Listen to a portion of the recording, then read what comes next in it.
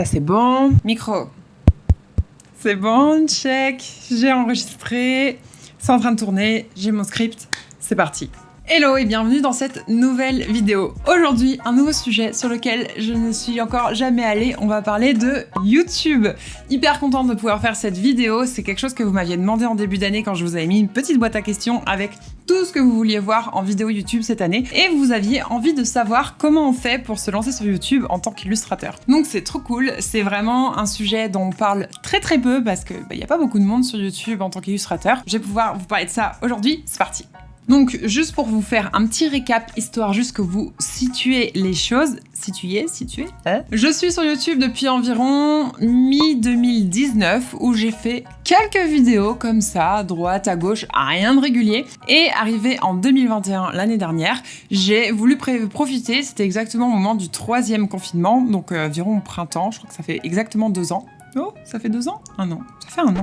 N'importe quoi. Donc ça fait exactement 1 an que je voulais vraiment me mettre régulièrement sur YouTube pour essayer d'atteindre le palier de la monétisation. On va en parler juste après. Pour essayer justement de développer ma communauté, mon audience. Aussi parce que je trouve que YouTube c'est une plateforme qui est hyper intéressante. C'est trop cool. Ça n'a rien à voir avec Instagram ou avec d'autres réseaux sociaux. J'avais envie de l'investir et j'avais aussi l'avantage d'avoir mon frère donc qui monte mes vidéos pour pouvoir m'aider à apprendre à monter, à filmer, à cadrer, tout ça. Du coup, j'en ai profité.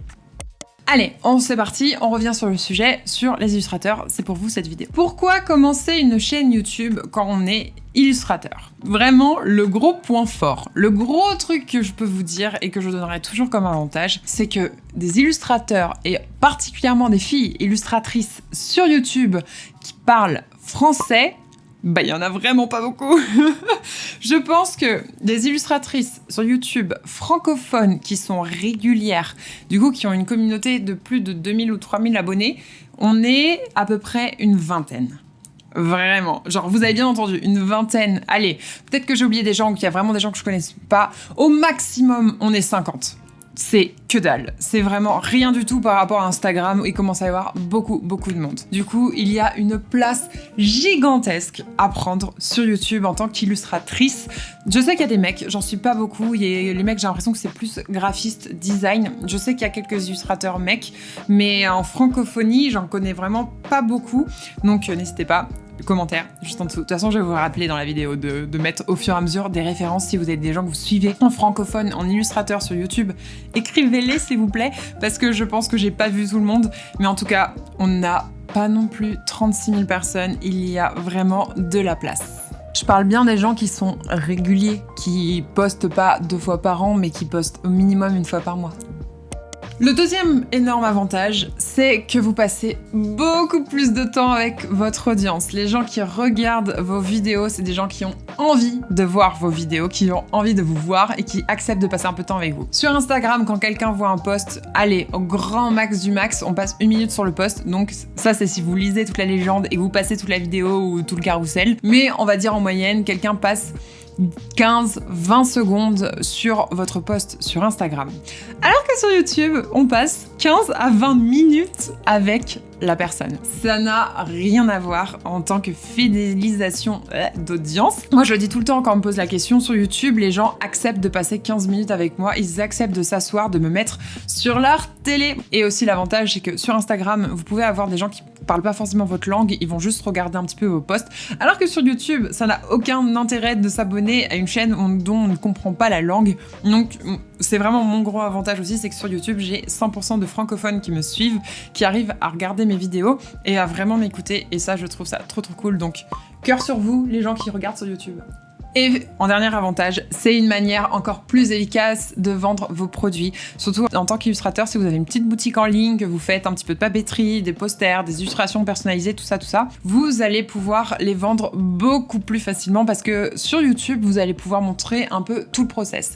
Vous allez pouvoir montrer les croquis, vous allez pouvoir essayer d'emmener les gens avec vous, peut-être chez l'imprimeur, voir peut-être sur votre ordi, vous allez expliquer un petit peu le principe. C'est comme si vous passiez chez quelqu'un, à son bureau, à son studio, que vous allez vous asseoir à côté de lui, que vous allez le regarder faire. Et ça, je trouve ça tellement cool par rapport à juste voir quelque chose de finalisé avec quelqu'un qui dit « Hey, achète !» Parce que c'est moins attrayant quand même, alors que si vous passez 15-20 minutes avec quelqu'un toutes les semaines, vous commencez à le connaître et au fur et à mesure qu'il va sortir des nouveaux produits, des nouvelles illustrations, vous allez vouloir comme vous avez passé du temps avec lui, vous allez être plus enclin à acheter chez cette personne. Donc même si vous êtes du côté acheteur, vous vous rendez bien compte, je pense, de ça. Donc en tant que créateur, je trouve ça hyper bien de pouvoir faire des espèces de studio vlogs, des petits vlogs de la vie de tous les jours dans votre studio en tant que créateur pour pouvoir ensuite promouvoir et vendre vos produits. Et ça marche aussi pour la prestation de service. Si vous êtes plutôt sur des missions clients, attention à ce que vous montrez publiquement, bien sûr, parce que ce sont des projets clients, mais vous pouvez très bien faire des projets personnels et les montrer sur YouTube et emmener votre audience dans votre process. Donc maintenant que j'ai dit tous les petits avantages de YouTube, petits, gros, bref, les avantages, on va pouvoir se pencher sur à quoi s'attendre quand on commence une chaîne YouTube.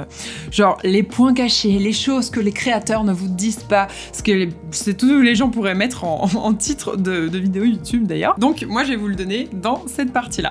Commencer une chaîne YouTube, c'est long, c'est très long. C'est très long.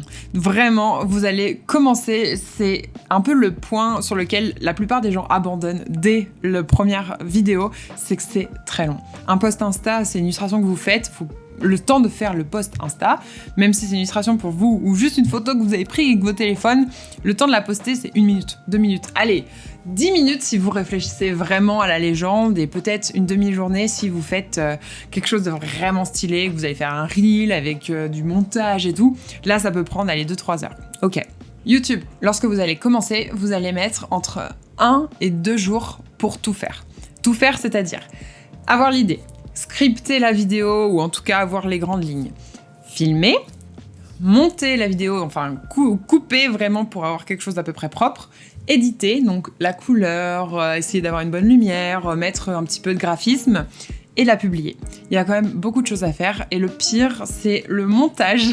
Quand on ne connaît pas l'application, qu'il faut apprendre une nouvelle application, je pense que vous arrivez à la même chose la première fois que vous avez ouvert Photoshop, vous êtes là, ah d'accord, c'est quoi tous ces boutons ? Même chose, vous allez recommencer un peu à zéro avec un logiciel de montage et du coup il va falloir être conscient que ça va vous prendre beaucoup de temps. Donc si vous voulez commencer YouTube, peut-être commencer à filmer quelques petits trucs et à commencer à monter au fur et à mesure.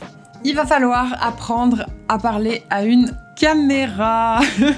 Ça, je pense aussi que c'est un des points sur lesquels les gens se retiennent beaucoup et ils veulent pas trop justement se mettre sur YouTube. C'est que la caméra elle est là. Et si je la tenais, elle est vraiment loin, mais si je la tenais, j'aurais mes bras. Et en plus, il faut être à l'aise devant la caméra. Alors je vous invite à regarder mes premières vidéos, regardez ma tête, vraiment où j'étais comme ça, et j'essayais de me tenir droit et que je parlais avec une petite voix et que j'essayais d'être vraiment le plus neutre possible. Et aujourd'hui, ça n'a rien à voir. C'est de l'entraînement, c'est quelque chose qui viendra au fur et à mesure. Mais forcément, si vous n'avez jamais parlé à votre caméra de toute votre vie, il va y avoir un petit cap à passer. Il va falloir apprendre à utiliser correctement son matériel vidéo. Alors, que ce soit votre téléphone ou que ce soit un vrai appareil photo, il n'y a rien de pire que d'arriver dans le logiciel de montage au moment d'éditer votre vidéo et de voir que tout est cramé, tout est blanc ou que tout est trop sombre et que c'est une galère monumentale à récupérer. Merci Guillaume, qui est mon monteur, mon frère aussi, de rattraper un petit peu tous les bêtises que je fais là-dessus. Mais effectivement, le mieux, c'est de savoir utiliser correctement son matériel pour avoir des rushs de bonne qualité dès le départ. Donc comme je disais, il faut apprendre le montage. Donc ça, il y a plein d'applications pour le montage. Il y en a des très simples, il y en a des plus complexes. Je vais vous donner juste après ce que vous pouvez utiliser si vous commencez. Il va falloir apprendre à vlogger. Alors, le vlog, je trouve que c'est vraiment ce qu'il y a de plus dur sur YouTube. Il y a plein de gens qui disent « Bah non, je prends mon truc et je filme ce qu'il y a autour de moi au fur et à mesure de ma journée. » Mais en fait, le truc qui se passe, c'est que la plupart du temps, les vidéos sont chiantes à mourir. Il y a rien qui se passe, on voit jamais votre tête, ou alors on voit avec votre téléphone, parce que vous n'osez pas vous filmer, vous êtes un petit peu comme ça du dessous, et ça a ni queue ni tête, il n'y a aucun storytelling, il n'y a aucun fil conducteur de la vidéo, et au final, c'est vraiment vraiment très très dur de faire un vlog de très bonne qualité. Les gens qui y arrivent, c'est les gens qui marchent très bien sur YouTube, et il y en a pas beaucoup au final. Il va falloir apprendre l'algorithme YouTube qui n'a rien à voir avec celui d'Instagram. YouTube, ça appartient à Google, donc c'est comme du SEO avec un blog ou un site. Il va falloir apprendre le référencement, apprendre les mots-clés, il va falloir essayer de voir qu'est-ce qui marche, qu'est-ce qui fonctionne pas. Donc ça c'est pareil, ce sera pas dans cette vidéo que je vais vous apprendre l'algorithme YouTube. Il y a plein de vidéos qui le font très très bien déjà. Donc il va falloir apprendre à utiliser YouTube correctement pour pouvoir gagner des abonnés et gagner une audience grâce à cette plateforme. Parce que franchement, si on passe des journées entières à faire des vidéos, les monter, les publier sur YouTube et qu'en plus ça ne décolle pas et qu'on n'a aucun résultat, je peux comprendre que ça doit être vite décourageant et qu'on ait très très envie d'arrêter très rapidement. Et enfin, il va falloir apprendre un petit peu l'esthétique YouTube, apprendre à faire des miniatures parce que c'est quand même une certaine esthétique qui fonctionne sur YouTube. Les gens sont tellement habitués à voir un certain type de miniature que c'est cool de pouvoir refaire un petit peu quelque chose dans cette esthétique-là, quelque chose de très moderne sur YouTube. Puis aussi l'esthétisme dans les vidéos, faire des écrans, essayer de voir quel typo peut fonctionner, faire des petits effets, des choses comme ça. Donc ça, pas besoin au début, mais c'est quand même, ça apporte quand même un petit truc aux vidéos. Moi, je sais que mes écrans sont pas incroyables non plus. J'ai mis une couleur avec une typo. Ça me suffit amplement pour le moment. Mais il y a des personnes qui font des choses tellement stylées qui, du coup, prennent un peu plus de temps, mais du coup, qui fonctionnent très très bien, que les gens adorent regarder. Donc, mon meilleur conseil, si vous voulez vraiment vous mettre sur YouTube, c'est d'être patient. Très patient et d'être régulier. Donc je sais que ça va pas venir tout de suite, il faut, je pense, compter au moins 1 an pour être à l'aise aussi sur le montage, devant la caméra, tout ça, pour pouvoir faire des vidéos à peu près de bonne qualité. Donc c'est normal au début que vos vidéos, vous en soyez pas 100% satisfait. C'est pas grave, c'est normal. Tout le monde est passé par là sur YouTube. Du coup, passez par là, faites les erreurs, faites des tests, essayez différentes façons de filmer, différentes façons de raconter les choses, essayez juste de vous entraîner à être à l'aise face caméra et à raconter des choses intéressantes, essayez d'éviter au maximum les Ça aussi, vous pouvez aller voir dans mes premières vidéos, le nombre de qu'il y a dedans, c'est assez incroyable. Qu'aujourd'hui, moi j'ai vraiment pris une aisance sur la façon de parler, sur la façon de m'exprimer, que même quand je regarde mes vidéos, quand je les monte, après je suis là, ah ouais, il y a vraiment une sacrée différence et ça, je suis plutôt contente d'avoir acquéri ce skill, cette petite façon de faire sur mes vidéos, de pouvoir parler intelligiblement par rapport à avant où j'avais un peu du mal à pourquoi c'est quand je parle de ça que je bug? Ou par rapport à avant quand j'avais du mal à m'exprimer devant un micro et devant une caméra. Voilà, là c'est bon. En gros, YouTube, c'est une nouvelle phase créative à explorer. C'est vraiment un truc qui n'a rien à voir avec Insta et avec ce qu'on peut faire d'habitude en illustration fixe. Il y a tellement de choses à faire, tellement de choses à tester. C'est vraiment un nouveau support créatif, tout simplement. Donc, comme si vous changiez de médium, vous passiez de la gouache au digital. Là, vous pouvez passer d'Instagram à YouTube, essayer des choses très différentes. Et du coup, vous allez pouvoir gagner confiance en vous parce que la caméra, c'est quand même pas quelque chose de très, très facile à avoir. Donc, gagnez confiance en vous par rapport à la façon de vous exprimer, la façon dont vous passez sur la caméra, la façon dont vous présentez votre travail aussi, très important. C'est vraiment quelque chose que vous allez pouvoir travailler, retravailler, expérimenter, un peu comme de travailler l'image que votre travail renvoie. Il y a beaucoup de mots travail. Travaillez l'image que votre travail renvoie aux autres pour qu'on puisse vraiment voir qui vous êtes en vrai. C'est vrai, je pense que sur Insta, même, c'est pas que en regardant mes stories que vous allez voir un petit peu ma personnalité, voir un petit peu comment je m'exprime, comment je présente les choses, comment j'explique, alors que sur YouTube, c'est quand même une autre dimension et c'est vraiment très très cool. C'est vraiment faire des vidéos éducatives sur YouTube, c'est quelque chose que j'adore aujourd'hui et sur Instagram, je pourrais pas du tout le faire de la même manière. Sur YouTube, vous acceptez de passer 15 minutes avec moi, que sur Instagram, si les gens ils s'en fichent, vraiment ils s'en fichent et ils passent à autre chose. On est sur Instagram pour se divertir alors que sur YouTube, on a envie d'apprendre des choses et de passer du temps avec les gens. Je vous donne quelques noms d'illustratrices, vraiment que des filles, j'ai noté que des nanas qui sont en français sur YouTube pour que vous puissiez aller commencer à regarder un petit peu ce que font les autres, essayer de vous inspirer, peut-être que ça va vous motiver aussi à commencer votre propre chaîne.